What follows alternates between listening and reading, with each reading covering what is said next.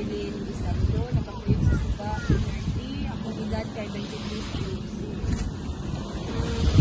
Ano ang mga paghahanda na inyong ginawa nung nalaman mo na may paparating na bagyo?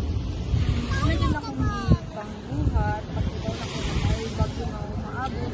Naginahinay ko pang ipos mga gamit sa akong anak, mga pinahanglanon na andang pabubag na ako. Then, mga ito, magsilipod ko og cellphone, tanaw sa mga updates, kung sa may kanang pagbuhaton, Noong nalalasa ang bagyong Tino, ano ang pangyayari na inyong naranasan?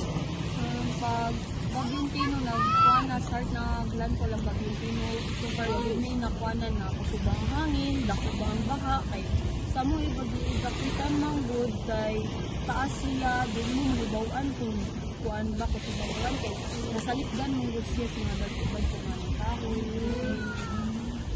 Pagkatapos ng bagyo, ano ang inyong ginawa upang makabangon sa trahedya?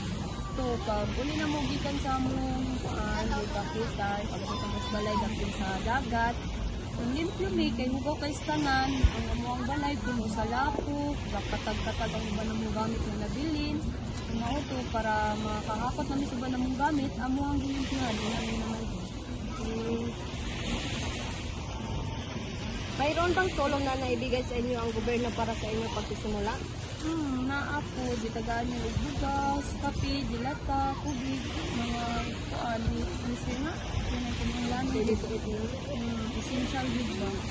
Ano ang mensahe ninyo sa mga taong nawalan ng mahal sa buhay at nawalan din ng kanilang bahay?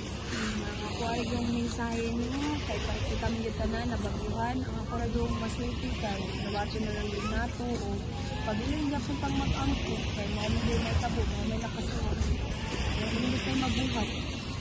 Okay. Anong aral ng inyong nakuha pagkatapos ng bagyo? Ako yung best na aral din na ako makuhaan kay kung nag-istorty ang mga finalis na pa-evacuate punta or kung sa manang kanang kuan o tuman dito sa ilaha kay lisod man ko pa ng landfall na sa kuan magpa-rescue. Maraming salamat po.